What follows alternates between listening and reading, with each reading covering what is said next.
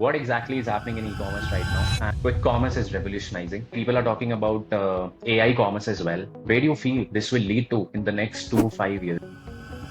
What were the metrics discussions which used to happen, like modern D2C brands, very finicky about ROAS?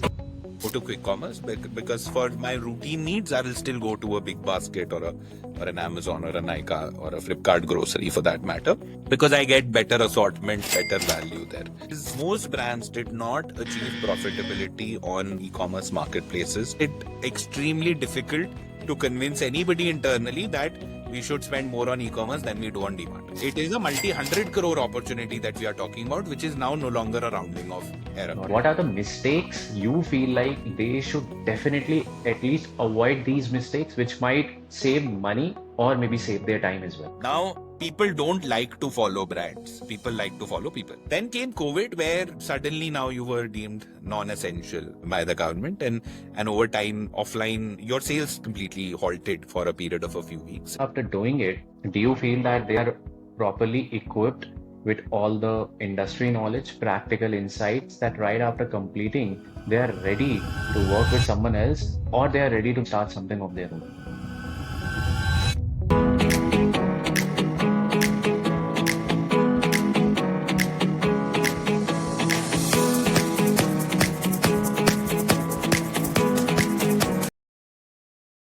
Okay, hi everyone. Welcome back to another episode of Add to Cart with Sunny Wadhwani. Thank you so much for giving so much love and support on our YouTube channel and over LinkedIn as well, and giving some great feedbacks to me personally over LinkedIn. It really pumps up me and my team to keep working harder, and it motivates us to bring more and more guests with diverse background so that we can teach you as much practical insights as possible. That is the main agenda of this podcast or this channel, that we don't only give you practical but give you actionable insights so that you can apply maybe right from the same day or the next day. So today again we have a very special guest. I would say maybe mentor also. Sometimes I think that whenever I get stuck, I reach out to him that what should I do, and he also keeps helping me whenever he feels that Sunny might add an value. Also keeps giving me the opportunities as well. So I think we know each other since 2 years. Exactly when I was about to leave my job at Amazon. That's where I shook hands with him and took a great course that has still adding a value into my professional journey as well. So today we have Mr. Aalekh Tripathi. Thank you, Aalekh. Thank you so much for giving your time. It really means a lot. Thanks for having me, Sunny, and thank you for those kind words. Honestly, I live and work to give back and to mentor whoever I can. So I'm happy to be on your platform as well to share whatever insights I might have, particularly on e-commerce and beauty for some of your followers and audience. Thank you. Thank you so much. So, give you my audience or our audience a bit intro before you go ahead. And first of all, it's an honor to have Aalekh here because he's passed out from IIM Ahmedabad. I was also one time an MBA aspirant. IIM Ahmedabad also was one of my dream institute or college as well, because I was very clear that I wanted to do MBA from India. But due to some of the other reasons, my percentile wasn't that much enough, and I changed my way that I would work more on the skills. So, honor to have an alumni from IIM Ahmedabad, and he carries a decade experience in e-commerce. And again, he's an ex-HUL, a company which is again a dream companies for many to work on, where I think he spent 7, 8 years in that same organization working for different brands. And it's been from the last 3 years, he's doing some great work working in the education field, specifically towards business, e-commerce, and marketing, trying to solve the gap where might be helpful for students. So yeah, Alec, if I missed anything, maybe you can add something. No. I think absolutely bang on, Sunny. I was with HUL for the first 7, 8 years of my career, and I was fortunate within the ecosystem of a large, safe company and an innovative company like HUL that I was able to work on the newer age things. So I spent the majority of my time at HUL working on e-commerce and D2C, which a lot of people don't get the good fortune of doing. Right. And I think just working in that structured environment on this new age business has gone a long way into giving me clarity on what is required to scale this business, sustainably, profitably. There are a lot of times when we are hustling, particularly for smaller brands, we don't have the time to breathe and really structure our thoughts. So I think Unilever gave me some of that has stayed with me, and that's what I use now. For the last 3 years, I've been running DigiAxel and Altera Institute, where I've been using those learnings to build out a curriculum that is absolutely cutting edge for the working professionals. Got it. So we'll try to keep it very informal, and maybe I have set questions planned. Maybe in between, if I feel like that I want to skip them, I'll skip them. Because whenever I try to do a podcast and go ahead with a set of questions, it never happens because a lot of interesting stuff comes out from the speaker who comes. So first question, very relevant. What exactly is happening in e-commerce right now? And let me explain you the context. The gross valid traffic or GMS is not growing of Amazon, Flipkart. Quick commerce is revolutionizing. People are talking about AI commerce as well. So what exactly is happening right now? Where do you feel this will lead to in the next 2 5 years? Okay. So very, very broad question, but let me try and give you my perspective on it in two parts. First, what is already happening, what is underway that we see in the industry today, and subsequently, AI, because I think AI commerce is still extremely nascent. Yeah, that's true. So I'd love to talk about that capability, but I think we can't bucket quick commerce and AI under the same boat, because quick Correct. commerce is well and truly here, and whereas AI is not, right? So let's talk about quick commerce. Now, how it started was as a substitute for what we used to call the just-in-time shopping mission, right? Which is when I need something right now, I will go to quick commerce, because for my routine needs, I will still go to a big basket or an Amazon or a Nykaa or a Flipkart grocery for that matter, because I get better assortment, better value there, right? Over time, what has happened, and this is a larger macro context for the urban working professional, which is extremely time poor and convenience seeking. What's happened is that the share of this just in time mission has increased too much. So, for example, if my 90% of shopping used to be routine and only 10% used to be, okay, something is finished in my house, I need it right now, that ratio is now shifted to maybe 50-50. Because now I don't plan. If you look at your own shopping behavior, Yeah, you don't correct. plan. That's the underlying shopper context for why or how the e-commerce landscape is being revolutionized, which is a much larger share of the pie going to this shopping mission, which you used to traditionally call just-in-time shopping mission, but now it's eating up routine completely. Now, in the context of that, the only next question which is important from a retailer landscape perspective is, can it make money? Because that's Hmm. the large context, which is, no, Very this true. is never going to be sustainable. This will never make money. And I have some perspective on that, right? Which is, if you look at what categories Amazon, Flipkart started with, they scaled with electronics and mobiles. Now, why? Why did they choose electronics and mobiles in particular for scaling? Is because those categories are very conducive to last mile delivery, because one mobile is only so small and can cost 20, 30, 40, 50,000 rupees. So the logistics cost can be very small and you can make some money Absolutely. on it, right? If you acquire a customer, if you spend 2,000 rupees to acquire a customer, also you can still make money if you're selling a 50,000 rupee phone. Now, what has happened in quick commerce is that the starting acquisition is happening on the least profitable Least categories, profitable. right? Okay. Your Hmm. starting Low acquisition is margins. happening on atta, sugar, ghee, oil, etc., Very where true. platforms don't make any money, Very right? true. So honestly, quick commerce right now is playing the profitability game on hard mode, because they are trying to make money by selling a lot of these categories, which fundamentally nobody's ever made money by selling online. Forget Hmm. online, except DMart. I don't think anybody's made money selling offline also. But as they become a larger and larger part of our lives, the natural progression is that the categories that we buy on quick commerce will evolve very, very rapidly.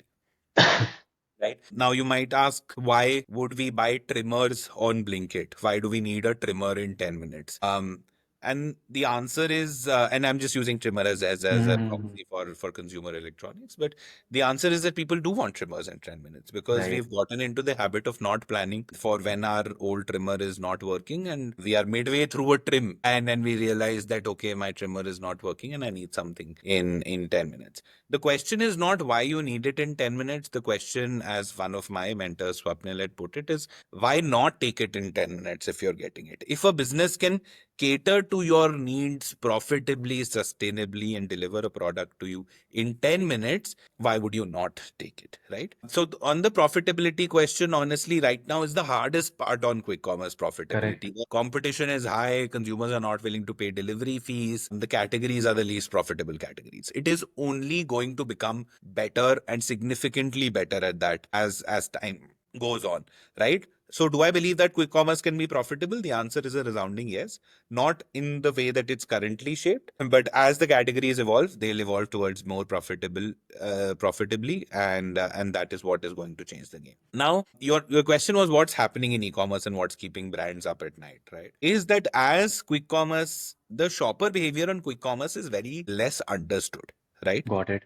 Because the shoppers are not buying the same way that they used to buy, which is you have a brand consideration set, awareness set, and consideration and purchase, or whatever marketing funnel you might have learned in B school or otherwise. Shoppers are shopping category first, much more than uh, what it was earlier. The brand switching has become extremely high because the option set currently is very limited. What do I mean by that is, if I live in Gurgaon, if I live in a premium locality in Gurgaon also, if I want something in 10 minutes, my awareness, consideration, purchase funnel is first on the choice of the quick commerce platform. Right. For example, I have a Blinkit that delivers within 12 minutes and I have a Zepto that delivers within 12 minutes. Swiggy dark store is a bit far. Plus, I don't have a Swiggy One membership. So Swiggy is not in my consideration set, right? Now I have two platforms that I have in my consideration set. Now, if I'm looking to buy a category, that first and foremost, the criteria for me is that that brand needs to be present on Blinkit or Zepto, at least one Got of it. the two. And within that, that forms my consideration set. So my consideration set is not coming from what ads did I see, what is on my top of mind, etc., in a lot of categories. It is coming from, I went to Blinkit, I searched for masalas, red chili powder or whatever, which brands were there. If Everest was not there, then it's out. It's out of my Right. purchase consideration set. And I think that is something that is extremely uncomfortable for brands because they're not used to a landscape where the retailer has quote unquote so much power. It's the ad monetization, right? Both Zepto and Blinkit have reported ad monetization of close to upwards of 5% of their GMS, which for Right. context is higher than Amazon ad monetization for the first, I think, 7-8 years in this country that they were at, right? How have they achieved this? Because they've created a sort of a race for the shopping cart, and they're the ones who are able to monetize and profit from it. So that's what's exciting. That's what's up. And a very exciting time to be working on e-commerce for those of us who are. Got it. So interesting stuff. I think one or two questions already coming out of it. You talked on the platform. Let's talk a bit from the brand's end as well. Because what I think couple of other people also said that why Amazon Flipkart won because there was a time when Amazon also made a lot of money and sellers of brands also became big and they also started making money, which is very, very far looking at quick commerce right now. And also very far from a brand like brands like Boat Noise, Mama, Wow Skin Sign, they started from Amazon. Today, Right. it's very, very difficult for a brand to start from quick commerce unless and until their investment is too huge. So, two things. Where will e-commerce go? I know Amazon and Flipkart are also coming up with now and minutes as well. But the customer, for example, Sunny was about to buy a trimmer which was getting delivered next day. Now he might buy a trimmer from Amazon now. So traffic increase नहीं हुआ. Maybe वो deviation हो गया customer का from e-commerce to quick commerce. That is Yep. one thing. And second, maybe how should a brand plan? Because what I've seen 6 months ago, you would also agree, everyone was fighting to get on board on quick commerce. 6 months, 1 year Yeah. before. And बहुत सारे brands have already onboarded. Right now, they're skeptical which one to choose, whether to go out or whether to remain on this, or like, for example, like they are too early to judge quick commerce as a platform because apart from the bigger brands where you said these margins are very low, when we talk about the modern D2C brands where they have limited investment or the funding has also dried up in the market, where will e-commerce go? And second, what should be the take of the brand where they've been onboarded and profitability is very far from quick commerce as a platform? Okay. So I think I'll interpret the question and I'll rephrase it to say that how can, as a brand, I even hope to achieve profitability in this landscape? And look, the answer is that you can't use the same mixes, the same strategies that have worked on other channels on quick commerce and hope to achieve profitability. No brand, let me not say no brand, but most brands did not achieve profitability on e-commerce marketplaces with the same mix that they had in general trade. That did not happen. Hmm.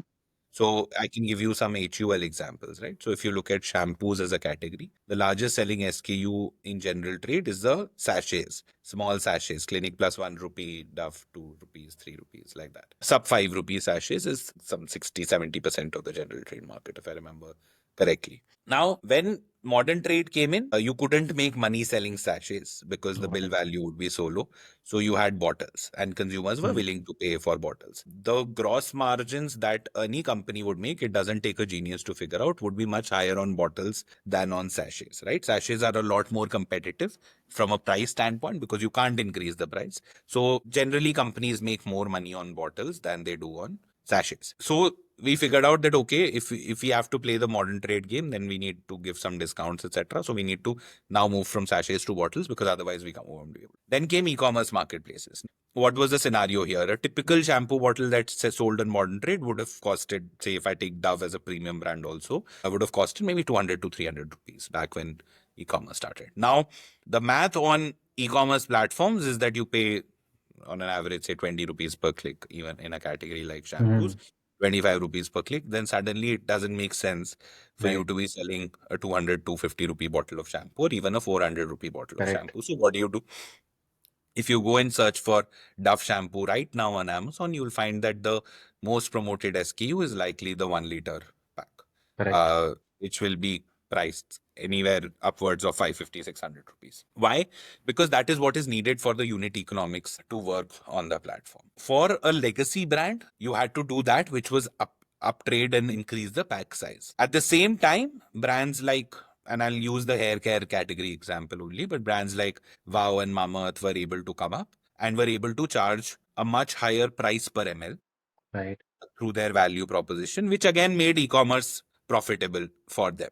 Now, as quick commerce comes in, what you can't do is hope to achieve and make money using the same mix Got that you it. have been selling offline or in e-commerce. Because this shopper is very different, right? This shopper is a lot more price inelastic, right? It does, like, they're willing to pay a premium. They don't care as much about discounting, etc., because convenience takes precedence. But at the same time, they want value for whatever they are paying, right? So there are particular niches that have emerged. In foods, you're looking at obviously clean labels and protein and so on, so many Hmm. different trends. In personal care, it's about no baddies, clean, natural ingredients, so on and so forth. How can you ride on that and give value to the shoppers and then get value back?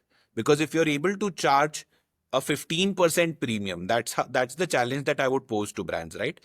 You take any scenario of okay, quick commerce is draining my profitability, quick commerce ads are very expensive, you take whatever, the delta that you would be paying would not be more than 10, 15, 20%, right? At the worst case also. The challenge for you as a marketer is what do you need to do to get the consumer to pay 15% more? And Hmm. they will not pay 15% more for the same mixes because Correct. consumers are not idiots. What is the incremental value that you can give to the consumers, get them to pay that much more so that you're able to then make money on this channel? That's the construct on how to think about.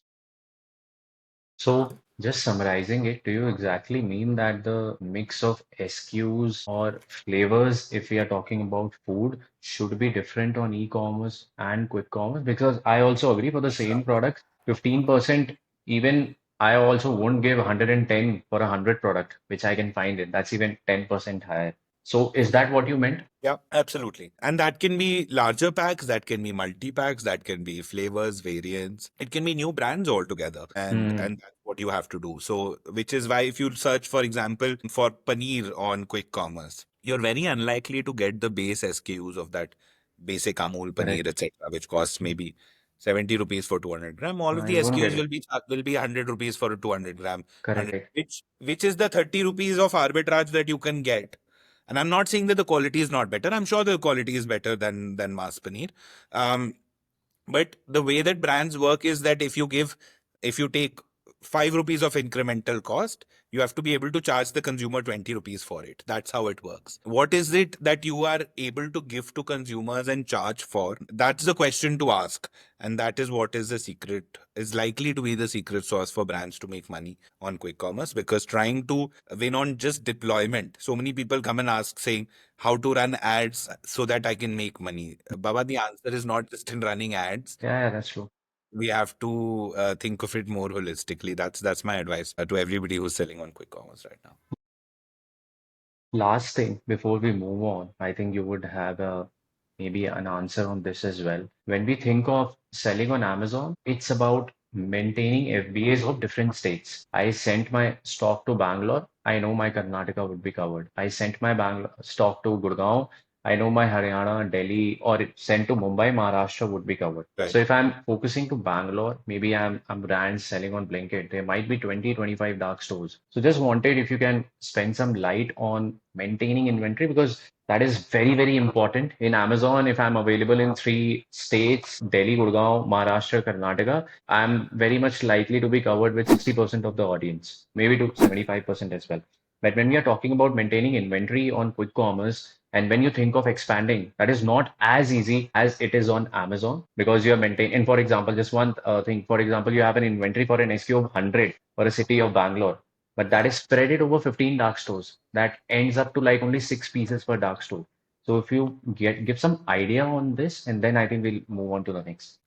I think the first part of that is how can we track it, right? So tracking availability earlier, with a national marketplace, you had to track it nationally, and then you would track it regionally for, say, Correct. a grocery platform like a Big Basket, etc. For example, for Nykaa, you don't need to track availability Mhm. at a regional level, because if anything is available, it's available nationally. For a Big Basket, you had to track it at a city level. For quick commerce, you need to track it at a pin code level. Are mapped to dark stores, and that there are now multiple tools that Yeah, yeah, allow you to track. Yes, challenge is not ability to track. The challenge is how do you influence it, correct. because in marketplace you had multiple avenues, right? And I know of a lot of brands who used to use multiple RTMs or routes to market, which is you will have a primary seller, which is listed on Amazon, okay, and Flipkart, and then you'll have a secondary seller also, which is to make sure that the product is available if the primary seller goes out of stock. Correct. Because it was a Right. free and open marketplace, you could do this. Quick commerce, of course, is closed. By closed, what I mean is it's an inventory linked model, which means Correct.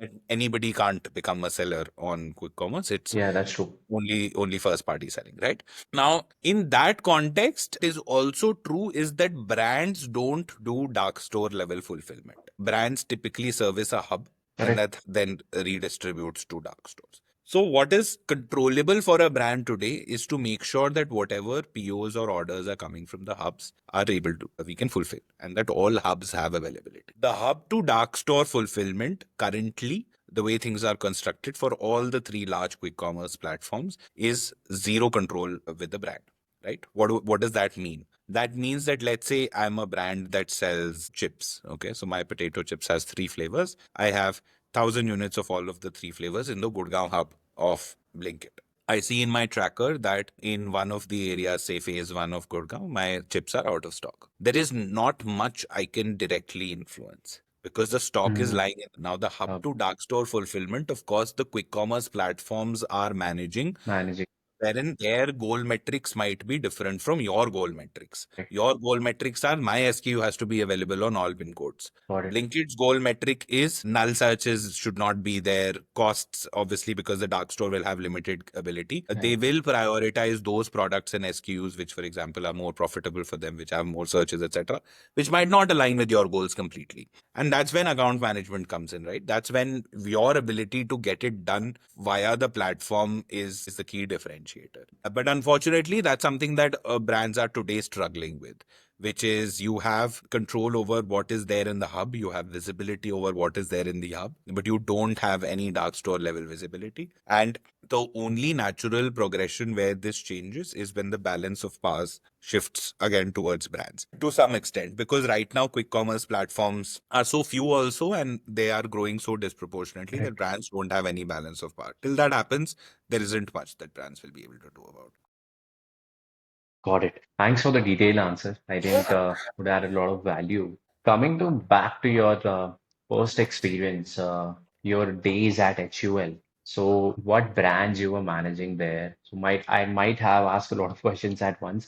What brands or categories you were managing there? Second, how does it looks like to taking care of a traditional brand versus modern brand? Are the discussions in the board meetings or the monthly discussions the same? That month-on-month growth, category growth, ROAS, category share, share of voice, etc. And third again is the environment. When we talk about that environment, I'm not talking more from the employee end, but I'm talking more on the fast growth end. Yeah. When was that period of time when HUL understood that e-commerce scale karna hai? Maybe was it only because COVID came, or it was, I think you were part of the e-commerce team somewhere at around 2018, 2019. That's where we were like 1 year away from COVID. So yeah, over to you, basis on these questions. Okay, so let me start from what I managed, right? So on the digital side, because the offline roles are immaterial. I was looking after what you used to call shopper marketing at Unilever for all of beauty and personal care on e-commerce. So this was a role that involved interfacing with all internal beauty and personal care categories. Sorry, which is makeup, skincare, hair care, personal wash, oral care, or all of that, and making sure that all of these categories are deployed properly on e-commerce platforms and managing the investment. So media, pricing, Got it.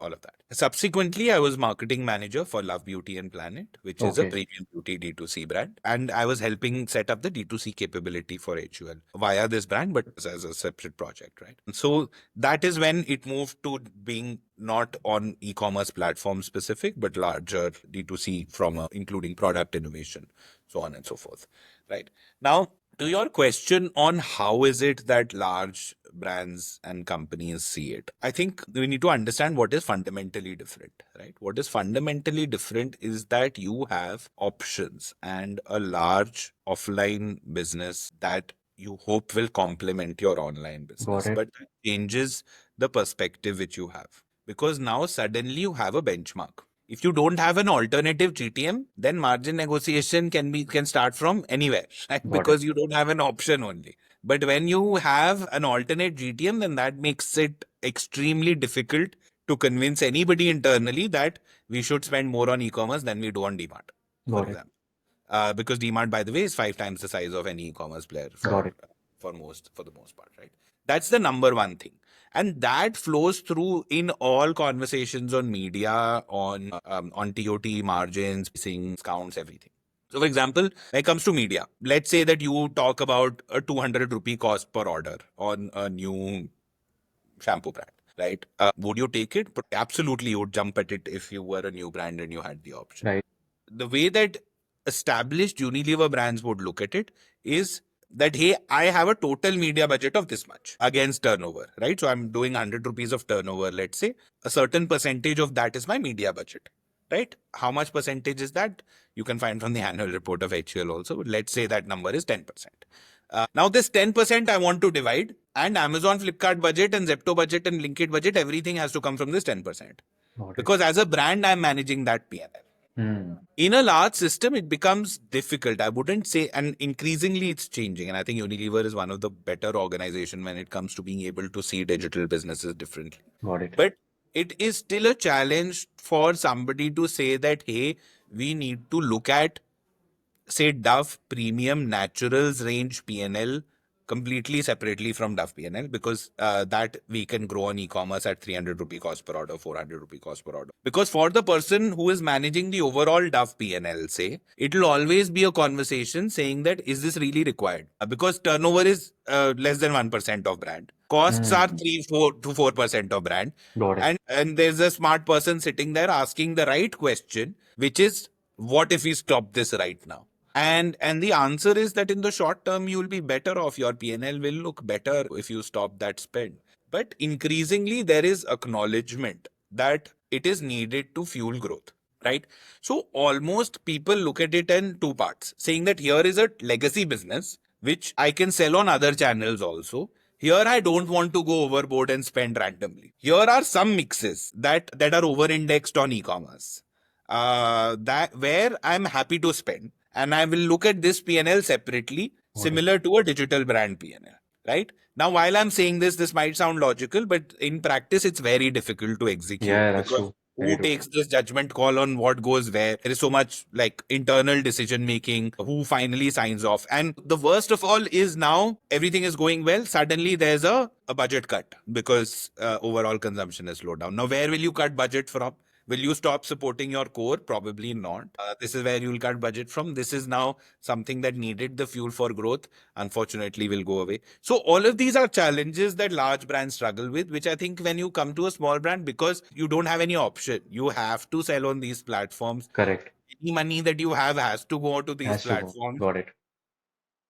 Like it's just less decision fatigue. Got it. Finally, the metrics are the same. Look, the ROAS, CAC, all of those metrics are the same. Just the benchmarks and the context in which those metrics are seen is very different depending on how large the brand is and what context it's seen. And that's the way that I would put it.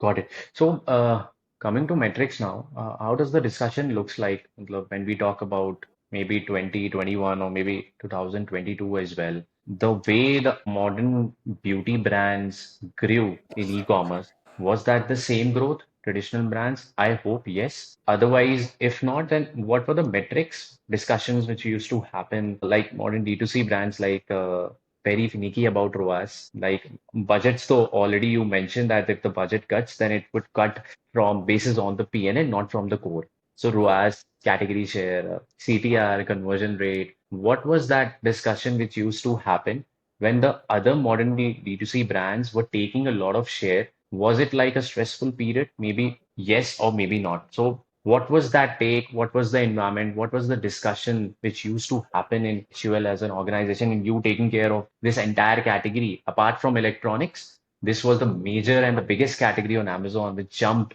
from 29. Sure. So I wouldn't give away too much of particular organizational strategy, but No, no, that's I'll fine. talk about how it's evolved. And I think a good way to think about it is in terms of time frame, which is say pre-COVID, then COVID particularly, which I would classify as 20 to 21. So pre-COVID, let's take beauty. Even beauty as a category pre-COVID was maybe 5% online and the rest was Hmm. offline. Right. This 5%, by the way, is of a 1 lakh crore category. So it is enough for a Honasa to build a kick-ass company and for a Correct. Wow to grow and build imports and export. Absolutely.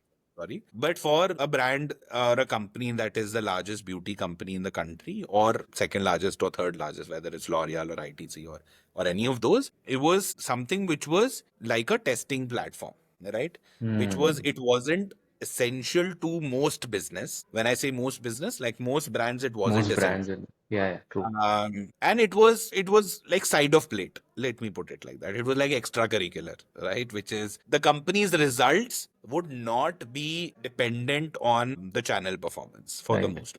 Right? It was still important for the CEO to talk about the capabilities and to mention that in the annual report, etc. But where the money mattered, how you were doing on e-commerce had slightly less bearing. It was different for particular categories like makeup, etc. But at an overall level, because makeup was, I think, already a large part of it was online. But for skincare, hair care, etc., it was still fairly nascent. Correct.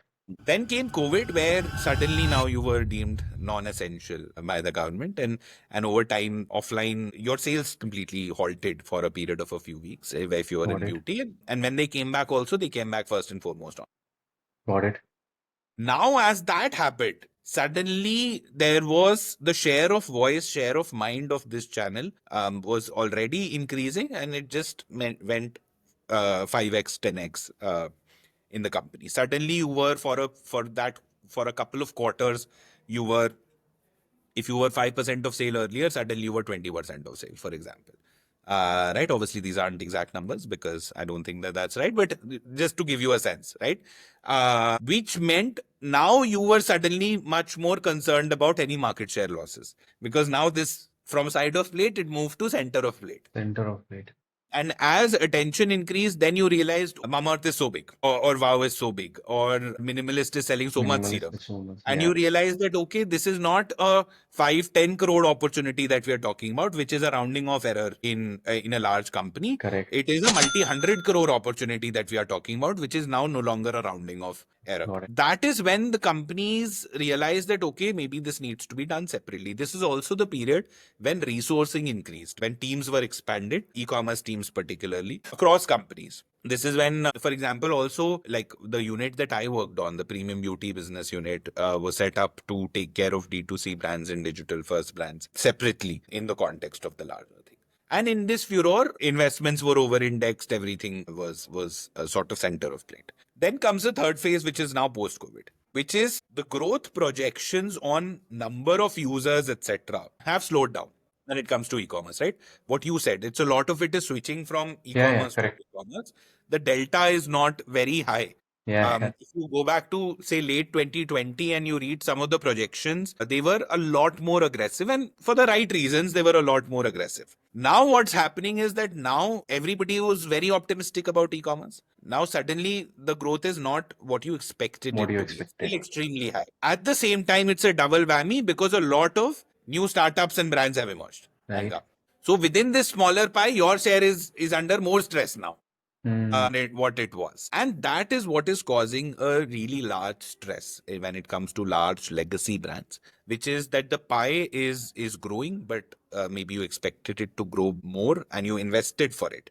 You put in a large team of people, capabilities, etc. On top of that, your market share is a perpetual stress point because just the competition is so high. So now if we plot this to metrics, in pre-COVID, you were not worried about profitably. This was a nice channel that you deployed for fun almost, and growth you wanted on the right segments. Then came COVID, where suddenly it became like the core business and you looked at it full PNL, just how you do in an offline business. And if you talk about after COVID, now you've over invested and now you're looking at efficiencies. Now this channel is too big also for you to burn money, and now you're really worried about ROASs, about not just ROAS but TROAS, which is how much am I yeah, yeah, spending correct. total Total on the versus sales. Yeah. the spend, sorry, versus the sales. And that is now the conversation, which is what the core business conversation is, which is how can we protect margins, how can we optimize for costs, and organizations rightly are investing in those capabilities, whether it's performance marketing or content, etc., which will finally lead to some of those cost savings. Got it. Thanks for this detail. Considering maybe if you, me, or if anyone watching this video wants to start a D2C brand today, maybe in the similar categories you have worked on, or maybe food, which has picked up pretty faster, maybe quick commerce would take that credit. Brands like Eat Better, brands like Super You, where Ranveer Singh just got decent about more into healthy protein stuff, whether that is snacks or chips. Protein chips have also started coming, which we never imagined before COVID that products like these will also come. So if a D2C brand starts in any of these categories, maybe consumer or personal care or CPG, with limited investment, not zero investment, but with limited, we know Amazon is there, we know Flipkart is there, we know general trade, modern trade, quick commerce is there. Maybe a short roadmap, if you give an idea, what should they do and what are the mistakes you feel like they should definitely at least avoid these mistakes, which might save money or maybe save their time as well. Great question. I think the first things first, right? Which is you have to have a mix which is a genuine innovation and solves for a real gap in the market. Got it.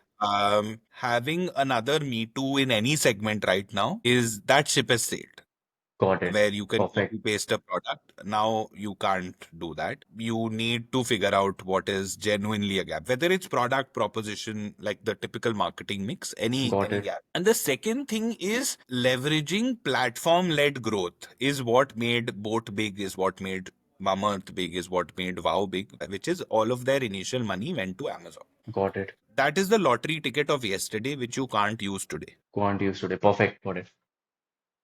They operated in a very different context where competition was relatively low. Low. Deployment was not so well understood across brands, and therefore you could have a competitive advantage there. Today, having a deployment competitive advantage on performance marketing, on platform, etc., is almost impossible. Almost. Yeah. And I mean, you should still seek to get efficiency, but if you expect that that will be the difference between a successful company and a failed company, it is misplaced. This belief that you will be able to build a company on the back of performance marketing alone. That's true. What you need to build the company on the back of is the same old boring, genuine consumer Hmm. thinking, which is what is a Right. gap area. Right. And the Right. Right. second thing is Et having c'est owned fini, c'est media. bon, c'est What bon. I mean by that is having a content engine, whether that's on Instagram, on YouTube, on Substack, depending on the category that you work in, on LinkedIn, whatever you do. What is the owned media that you can have, right? Because if you rely only on platforms, the kind of costs and competitiveness there is likely to drain you. If you look at the perfect example here is the whole truth, right? The whole truth food, since you mentioned food, Mm-hmm. Yeah. Yeah. is the perfect Yeah. category where Shashank has his following. The whole truth has a cult following on LinkedIn, Perfect. Yeah. Yeah. Very on true. Instagram, and on emails, etc. And that forms the base where you will be able to get some leverage on. That is a genuine org capability. So these two things, which is pick a product that solves a genuine gap. Got it. Second is build out owned media. Can't rely on platform performance marketing because it's not likely to be a competitive advantage in the future. Got it. Building out own media, meaning that's what I think you said. Maybe summarizing, it's building out maybe LinkedIn, YouTube, Instagram, or do you say that maybe coming from your conversation that is founder-led marketing has become important today? It's one of the ways, right? You can now build the objective of founder led marketing is having owned media, right? Got it. It's not the tail wagging the dog, but the dog will wag the tail, which is our objective is owned media or earned media. Now, people don't like to follow brands. People like to follow people. Now, if that is the context, if you want owned media, you have to make people follow you, not your brand. And that is why founder led media is important. Founder led content, founder led brands are important because people don't want to follow brands. People want to follow Kusha Kapila. People don't Mhm. want to follow the brand handle. People want to follow Mr. Beast. They don't want to follow a Beast tequila YouTube handle Nutrition is brand. Yeah, on Beast Nutrition. And tequila is such a big thing now. Everybody in the US is launching it, but nobody will follow a tequila YouTube handle. But correct. people will follow the billionaires and unicorn founders YouTube handles, right? And that's just how you monetize it. So if you have a built an audience, you can monetize it. If you're thinking of launching a brand from scratch, think of if you can build a genuine audience and credibility in a particular space, whether Got it's it. beauty or food or like a food farmer today is a perfect example, is Perfect perfectly example. positioned to launch his own D2C foods brand. Whether that's his Very true. intent or not is secondary. If he wants, he can make a lot of money through it. Right, Alak right. Pandey has done that in education, right? Having a cult following in coaching and then extending that to physics wala. Parul Gulati has done that in for Niche Niche, here. Yeah, yeah, very true. wherein she has a lot of credibility of her own as an actress. Kusha Kapila also launched her own brand before building that suspense thing, branding thing. Yeah. If you can do that, nothing like it, but it's easier said than done. And it's not the only way that you can build a brand today. So a lot of people think that it's the only way. While these are the examples, there are enough examples of brands where it's not Not fully founder led also. And they are doing like nobody knew the minimalist founders, right? right. I'm like even today after the Unilever acquisition also the most people will struggle to name them. So there's one of the examples. Got it. Their product speaks. Their Yeah, product speaks. Yeah. absolutely. Product proposition, everything, right? But their mix speaks. So it's not the only way. And I would advise young founders, especially, not to fall for that narrative that might be Hmm. there that you have to put yourself out there. Yeah, No, yeah. it can help. You need own media and you need following. If you can build it on your brand, go ahead and do it. Got it. Thanks for again a detailed answer on this. Shifting a bit of topic now, since you are into education from the last 3 years. Now, asking a question from someone between 22 to 25 years old who is watching this video. They want to make a career in marketing, advertising, business, sales, not into computer science, but maybe in the industries or basis on the experience where you've spent a decade or I've spent 6, 7 years. You did a full-time MBA a decade back. Yeah. What do you suggest to that student? I believe that yes, the AI layoffs, these things are happening, but at the end, a degree from a prestigious institute, no one can snatch that degree or skills from you. No one can snatch that alumni status or the kind of respect you get in the market. What is that roadmap you will advise to that student who want to make a career into this? Is full-time traditional MBA that important? Or maybe a roadmap you can suggest to them that they should do this for first 2 to 3 years. For example, you're also an engineer, I'm also an engineer, and There are many engineers who don't want to work in their tech field. They want to work in the non-tech. So over to you. I don't think that the question of whether a full-time MBA is worth it can be asked in the same breath as whether the prestigious degrees matters. And let me explain what I mean by that. Is our country has a lot of people. First and foremost, let's start with that. Whether you're looking to raise money for your firm, whether you're looking for a job, whether you're looking for a co-founder, whether you're looking for a marriage partner, no matter what you're looking for, there are a lot of people that you're competing with always. Now, an idealistic view of things is that it is a fully meritocratic society. If I am capable, it should not matter where I am from, who I am, etc., Got it. etc. In practice, how do you signal that to the world? The world does not owe it to you to give you a chance. That's the harsh reality that I think a lot Very of young true. people have to understand. Right. Give me a chance, I'll be able to do it. No, I Right. mean, Right. there are hundreds like you who want a chance also. And this is a practical view of things, right? It might be uncomfortable, but it's true, and you might as well make peace with it. In that context, any elite signaling that you can establish, whether it's an IIM degree, an IIT degree, it matters. It matters to stand out, no matter what you want to do afterwards. If you want to do stand-up comedy, also, if you go on stage and say I'm from IIM Ahmedabad, people will pay more attention to you than Right. to the five other stand-up comics, and that is just how it works, right? Now, and it's not just IIM. If you say that I've played cricket for Ranji, that will also help you stand out. But you have to be top 0.5%, top 0.1% of something in Got this it. country. Otherwise, it's very difficult to stand out. Now, Got if it. that is management education for you, by all means, go for it. Outside of that, I think what the traditional MBA is failing to do, which is why we've started Altera Institute, Mm-hmm. is there was a time when information and content was enough to make a career, Got right? it. Which is, I don't know how accounting works. I will learn how accounting works and I will get an accounting job, right? Or I don't know how brands are built. I will learn some advertising frameworks and then I will apply it, and brand positioning I will do, right? Content and information has become democratized. There is no value of it, right? Because everything is one prompt away. Whether you know anything or you don't know anything, your ability to extract it from your mind will not be faster than GPT's ability to extract Right. it. Right. Very true. If you're hoping to build a career on that, I mean, best of luck to you, but it's extremely unlikely that you'll go very far. What you can build a career on is specific knowledge and ability to make decisions, Okay. and that comes from an ability to think. Okay. So, what you really need is exposing yourself to an ecosystem that gets you to think, that gets you to apply, that gets you to make decisions. Because Okay. that is what you will be paid for. That is the Mm. reality. You will not be paid for preparing Excel reports anymore. Okay. You will be paid for looking at them, understanding them, and giving insights, which maybe Insights. are slightly more accurate than generative AI, at least today. In that context, the traditional MBA does not do a very good job if we put it in this litmus test. Again, great institutes do, but unfortunately, a lot of our traditional education is reading textbooks and regurgitating that in exams.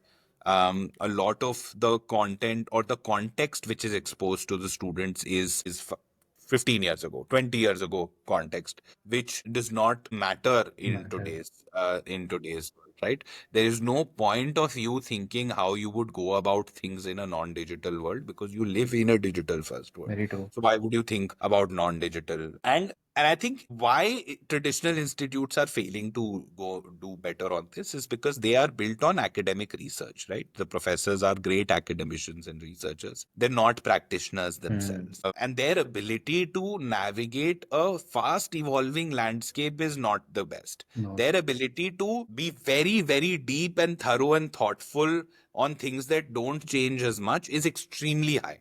Yeah. Yeah. uh, but their ability to evolve with the landscape is not the best, and that is why a lot of the traditional B schools fail. So my advice to somebody who's looking to start their career is if you can get a really prestigious degree, don't look down on it. Go and grab it with both hands. Don't look at the outliers of people who said no to some of those colleges and are still doing well. Look at the larger trend. Right. Do your future self a favor by having that sort of insurance. But that, unfortunately, is limited to, say, top 10 colleges in the MBA Right. Right. context. Yeah. Yeah. Agreed. Not the top 30 colleges, but the Yeah. top That 10. has changed. Yes. And we all know which those colleges are, so I don't have to name them.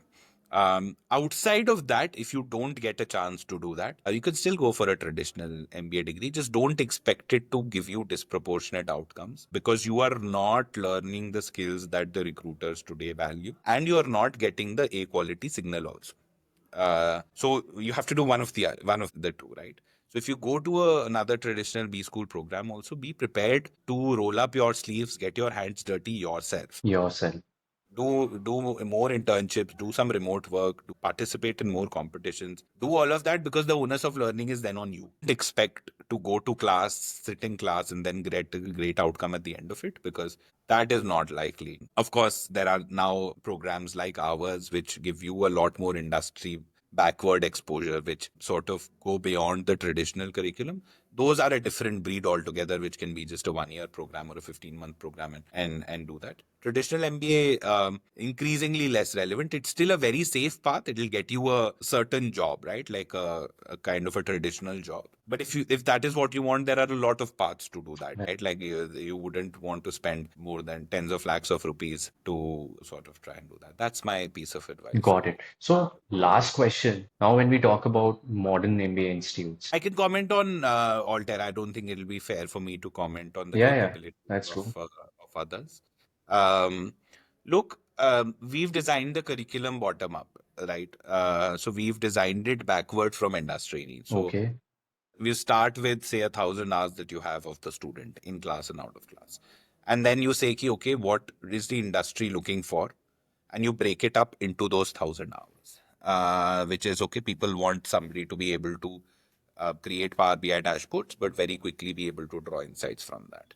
To be able to do that, I need first basic math understanding, probability and stats. Then I need them to be able to work on a spreadsheet. Then I need them to be able to visualize on Power BI. And then I need them to be able to draw insights for different industry contexts. For this, I need XRs, YRs, ZRs, and ARs. You add this and you do this across all different skills, you get a 1,000-hour program. Um, this is very different from a traditional MBA curriculum setup, because nobody is doing this, which is being industry backward. correct. The curriculum in a traditional MBA is AICTE forward, which is something that the government has published, and that is what gets taught at all these schools. Some of it is evergreen and relevant, but a lot of it is not what the industry today needs. The second is, now you have this curriculum. Who is the best person to learn from? And again, I have immense respect for profs, because I think I was exposed to some of the best profs in the Right. country in management for sure. Um, and they have an outstanding ability to research and to be able to present that research, which is evergreen. I would say a lot of those classes were really interesting. Got it. Unfortunately, a lot of that is not geared for employability, That's true. Got it. for the joy of learning and academics and research, etc., which is great. But most people sign up for a postgrad program today for outcomes, right? Yeah. Learning outcomes also, but finally we need career outcomes, right? And I think in that, it's not structured to solve for it. Those Great sense of motivation once you receive this kind of a feedback to keep working like this and keep making it more better for the same or the next batch of students. Yeah, and if you state your goal like that, right, which is, my goal is to make students more day one ready, then you do things a lot differently, and Differently. you lose sleep over a lot more different things, and touch wood, we've been fairly successful in doing that. Last thing, maybe what I felt, what you spoke in the last 2 minutes, all of these prestigious companies, organizations, the modern ones, and even the traditional ones, they're hiring from you or from your institutes. I think a lot is to do maybe with the network that you've built over the last decade. Yeah, 100%. But look, network opens doors. It doesn't close the deal. No Yeah, that's right. business leader will hire somebody on account of the fact that they know me or that they worked with me. Because they have a business to run, they have a team to manage. I think what the business leaders will do is take us seriously Hmm, versus a lot of the other B schools, especially the new age B schools, because they've worked with us and they know that if we are able to pass on some of what we've learned in the industry, a percentage of what we've learned in the industry to our students, that's something that they want in their company. Finally, everybody, for the right reasons, it should be selfish when they're hiring, which is, you're hiring people to do a job. You're not Right. hiring for social good. And you want people who can do the job well. I think what the network helps with is in opening doors and getting them to consider our students at parity with some of the traditional B schools. After that, it's the students' ability and that is getting them hired. Honestly, I don't think that I or anybody else has that kind of power that can get students hired left, right, and center. Got it. So thanks, Alec. This is done, I think. Thank you so much for giving your time. And maybe if I give my honest opinion, it really looked that you're in the right industry, right age. It really looked that I'm talking with someone who has gotten their hands dirty and who's pretty much has that ability to teach students because it really looked that you worked in HUL, studied in Ahmedabad because you were talking a lot, sometimes technical, sometimes practical, because that's how you as a person is. So really all the best to you for your institutes, for the new venture that you've launched the last 2 years. Wishing you a lot of success that one day you become equivalent to, I would say, even traditional ones as well. Yeah.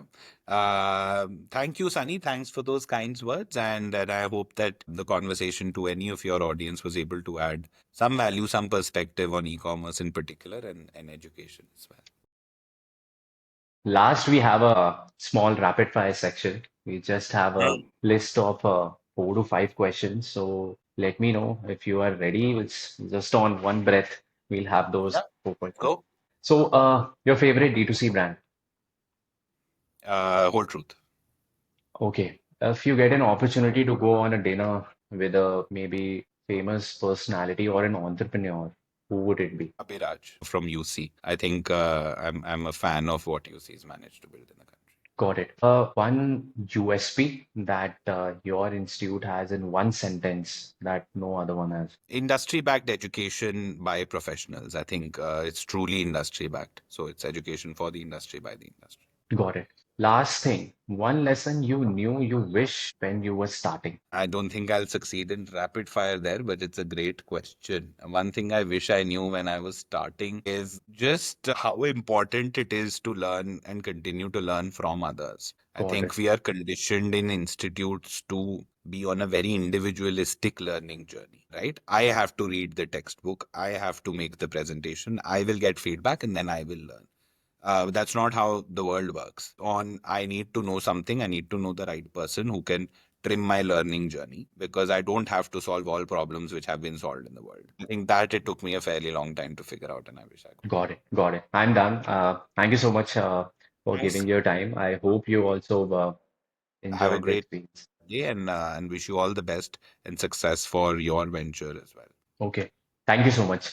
Hi everyone, this is your host back again, Sunny Wadhwani. Thank you so much for watching the entire episode. Means a lot to us, and it really helps us to keep working hard and hard. Now, I would want you to do 3 things. One is hit the subscribe button because for you it is free, and you know that the content creation game is becoming hard and hard more now because it's so many content creators out in the market. And if you subscribe, it really motivates us and gives us that extra push to keep providing you more and more valuable content and keep bringing you more and more guests so that on the basis of their experience you can stop your mistakes and you can grow faster than them. Second, do share what is that one thing you liked and what is that one thing you didn't like in this episode in the comment box below so that we can improve in our content basis on your comments in future.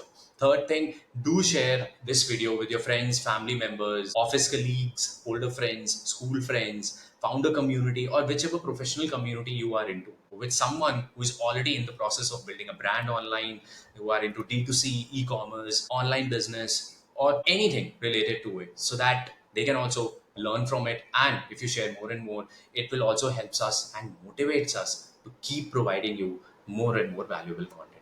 Thank you so much. See you soon in the next video.